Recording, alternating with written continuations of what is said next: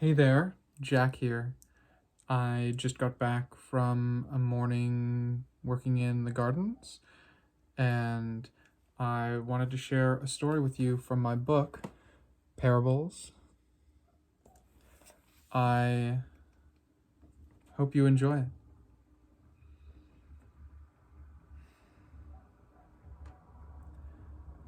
Number 3. The Thief of Anakar. With a sudden movement, he yanked the purse from the stranger's belt and shoved him away in the same motion, sending the older man sprawling. He heard the clink of coins as the mouth of the purse flew open in his hurry and spewed gold across the cold stone of the alleyway. There was no time to count how much he'd lost in his haste. The betrayal was hot in him, flaming like a leaping fire, and he knew he had to flee. There was a roaring in his ears, but there was no sound in the alley other than his harsh breath and the muffled groan of the stranger on the ground. They had met only a few moments before, had shared a drink at the fountain, and learned they were both heading to the merchant quarter. A wealthy mark, the young man had thought. "Wait! Stop!" The shout caught up to him, but it wouldn't have held him for an instant, except for what came afterwards. "I have more! Let me give it to you!" The young man's feet nimbly caught him in his flight, and he brought him up short. He was poised to spring away, but felt trapped by the stunning idea. What kind of man offers gold to a thief? The young man had been in the city of Anakar for 3 years. His ribs were standing out in his skin under a ragged vest.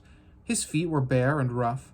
The sand that had been in his hair when he came to the city had long since shaken loose. With it, all illusion of adventure.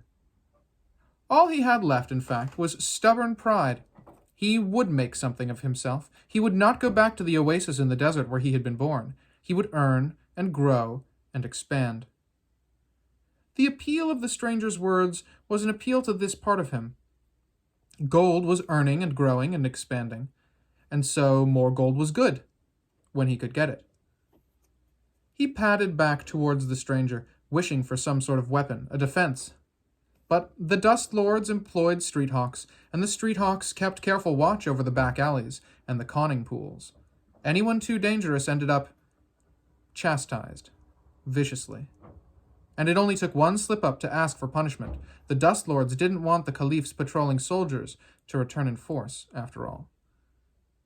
Besides, the young man had no stomach to wield a knife. He hesitated a dozen feet away, well out of reach. The stranger had not risen from the ground. In fact, the young man realized he was on his hands and knees, scrounging the scattered coins from among the trash. He felt a flicker of guilt, a familiar emotion. "Do not run," the stranger said, fingernails scraping in the dust. He spoke with the accent of the far northern continent, the land of dark forests and snowy peaks. The young man had thought he must be a trader, belt pouch plump with coins after a successful voyage. But the stranger's soft voice had weight, like a practiced orator or a priest. "Please." The word "please" grabbed the young man, a courtesy that crushed down on him. He shoved it away. "What do you have for me?" His voice was an uncomfortable rasp, not used to asking. "I will give you my coin," the man said, metal clinking against metal in his gathering hands. "And my wealth also, if you will just listen, please." The thief hesitated.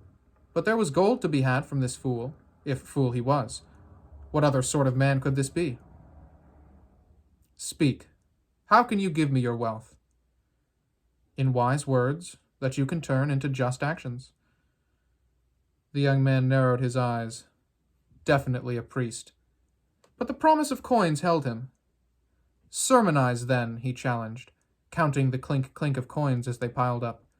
"Share your word wealth, O wise one." The Northman nodded to himself. "I see you don't yet appreciate the power of ideas. That is your first folly." The young man frowned and spat sullenly into the dust, but he said nothing in his own defense. Snatching up the last of the coins, the older man closed his fist around them. They scraped cruelly together, and he said, "The poor man sees gold and thinks of the food that will feed him and his, the roof that will cover him, the tools he might purchase. He turned toward the thief and poured the dusty stream of clinking metal from one palm to the other. The young man watched, hungrily. The rich man, the Northman continued, looks at gold and thinks of the horse he may buy, and the silks, and the delicious vintage of fine wine for his wife or mistress. Or perhaps he thinks of the gold his gold may yet earn. The young man wondered how a silk shirt would feel across his own sunburnt shoulders, or wine down his parched throat. The wealthy man, however, the stranger's voice was resonant with conviction. The wealthy man looks at gold and thinks of giving. He imagines how he might amplify his impact and how he might spread the bounty.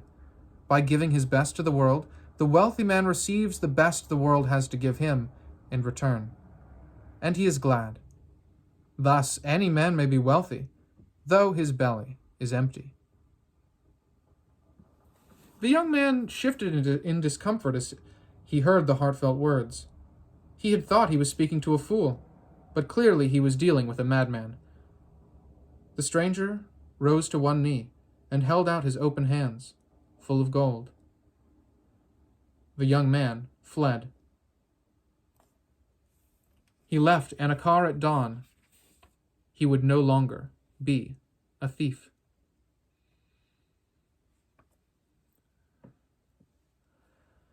Generosity is a selfless investment that will every time return to the giver and will likely have an impact you cannot imagine. Thank you so much for listening. I love you. Have a beautiful day.